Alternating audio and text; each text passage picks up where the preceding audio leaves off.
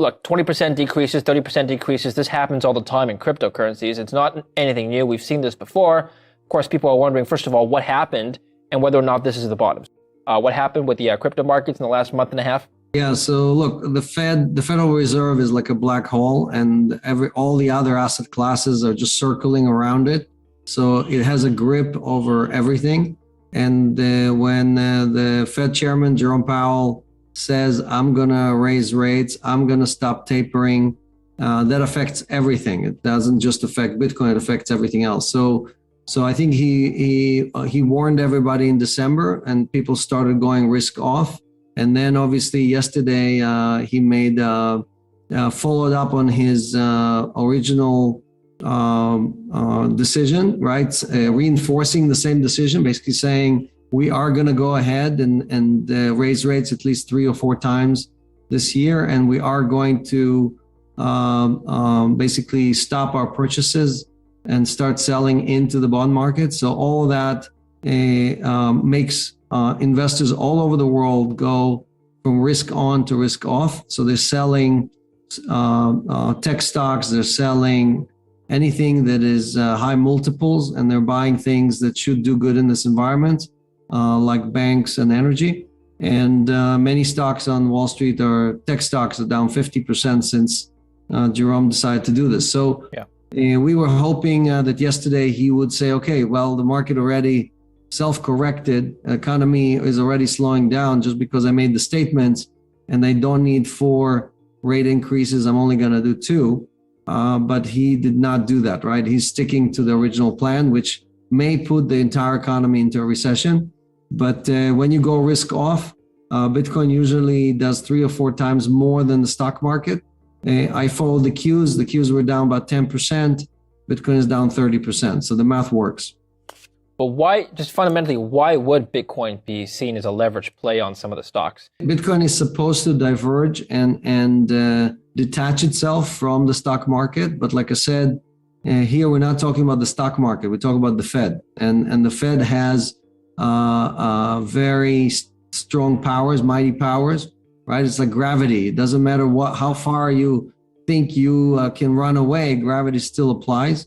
Mm-hmm. And when the Fed changes its tone, when it changes its direction, it affects everything. So I think it's the same traders, it's the same people who are buying these, high flying stocks who are also buying Bitcoin. And when they de-risk, they also sell these assets. Right. So until we get a separation, we get institutions and family offices and other people who are not necessarily traders, and they become the majority of the holders of Bitcoin. Until we have that transition, we will see a continued coupling of the two instead of a divergence of the two. First of all, they haven't even raised rates yet. We're just talking about raising rates. So, and already that's already spooked the markets. This is only going to get worse from here, Alex. When can Bitcoin, or how can Bitcoin escape the Fed's gravitational pull? We're going to use that example. Well, look, first, most of it is already priced in. So as you saw yesterday, when the Fed actually released its minutes and when they had the press meeting, the markets really didn't move much. Everything is already priced in. Same thing with Bitcoin. So we have very strong support in that 29,000 to 33,000 range. This is the range we're at right now. We keep bouncing off that range. And the question is, we may have to retest it again, right? So there's a pretty good chance. The market usually likes to test support. And after that, we should see that increase. So just remember that last year, even though the market did very well, it was up 30 or 40%, Bitcoin did 400%. So when it goes up dramatically higher. And the average after a drawdown like we went through right now, top to bottom right now, it's about 50%. Okay. The average after a 50% drawdown is over a 300% increase in price. That's what it's done in the last 4 cycles. Before we continue, help us clicking that YouTube like button and subscribe now to our channel. This shows the algorithm that you valued this information. And it helps us spread that message. Sharing is caring. And now, let's continue. Well, I have a chart here. It shows the Bitcoin price plotted against the QQQ ETF, which is the ETF that tracks the NASDAQ 100. Over the last year, we've seen a pretty close correlation. Is it okay to assume that this correlation will hold again this year? So again, it really depends on how fast we are diversifying away from retail and from the traders, the people that trade these stocks. And if we're doing it slowly, then we may have several years in which we are effectively one way or another attached to the Qs. If we diversify more quickly, then we'll show the divergence. And really, no one knows when it's going to happen. I remember people were saying in 2017, oh, look, we have no correlation, we're flying high.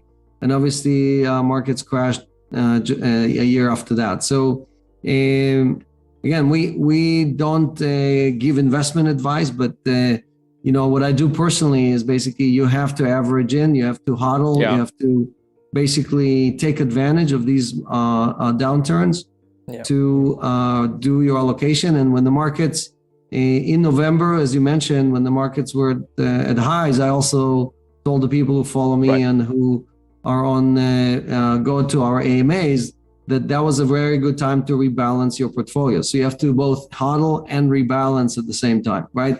When the markets are great and it's becomes 40% of your portfolio instead of 20, that's when you need to rebalance. And when the markets are low, like right now, you put that 20% back on. Okay. What is a safe allocation, you think, for most investors these days into cryptocurrencies? I know that's very broad because everybody has a different mandate. Let's say for an institutional fund, what kinds of allocations are you seeing these days? So first, I have a very simple formula for most people that on how to decide, and it has nothing to do with math, right? So if you have all these sophisticated spreadsheets and you have all your assets there and you think it's going to spit out your Bitcoin allocation, I have a much easier solution for you. If you're not sleeping at night, that means you have too much Bitcoin. And if you're sleeping well at night, that means you don't have enough. So what I recommend for people is to be right on the edge. And that is how much exposure you're willing to take. If you're not checking the price of Bitcoin in the morning, that means you probably don't have enough. And if you're checking it every hour, that means you have too much. So for funds or for institutions, it really has to do with their charter. What do they tell their investors? What did they tell their limited partners? And some funds are obviously 100% in crypto, if that's the charter of the fund. And some funds are 5 to 10%. So really, there's no simple answer, but we're seeing more and more dedicated funds that are focused on providing exposure to these different assets, especially in Canada. And I think there's going to be more and more of these. For example, you can buy right now a GBTC, which is a grayscale product, at a 27% discount. So if you're looking for an exposure for Bitcoin, you can buy it at a very substantial discount instead of buying Bitcoin itself.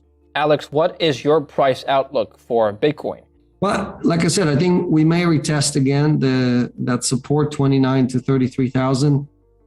But if Bitcoin does what it did last time, it should go at least 300% up from here. Three times 50, 3 times 35 puts us just over 100,000. My projection for this year stays what I said late last year, and it's 140 to 160,000 before the end of this year. Do you want to know one thing about crypto? I made over 3,000% in profit in a few weeks. Fact is, the traditional financial system, the traditional money system makes you poor, not rich. If you want to earn $500,000, $1 million, you have to wait until you're 50, 60, 70 in the traditional financial system, and you probably will still be broke. And you will be old. This is not a sexy combination, as you can imagine. But the question is, how can you start in crypto and make these profits? Where to invest? Where to start? My name is Gunnar and I'm from Germany, as you can hear, and things are a little bit different in Germany. More about that later on.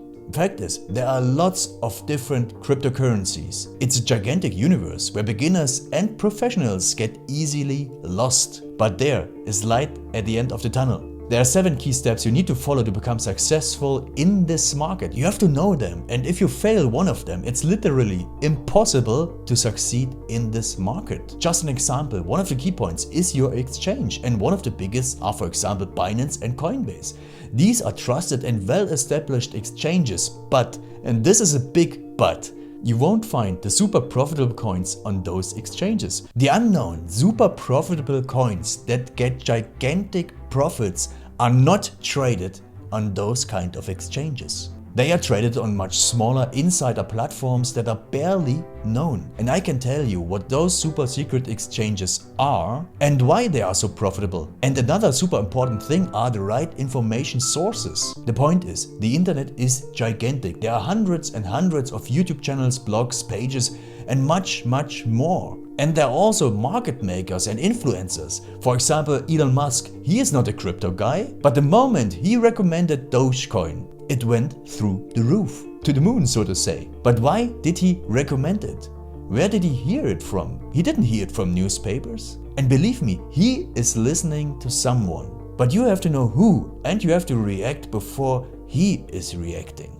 This is really, really important. And these are only 2 of the 7 steps you have to follow in order to be successful in crypto. And if you want to know all of these steps in much more detail, and if you want to have a comprehensive checklist, here's what you should do. There is a link below this video. Click on this link and you will get the opportunity to subscribe to my channel. Click on the link and you will see a video where I explain the next steps. So see you soon. Click on the link now. I'll see you there.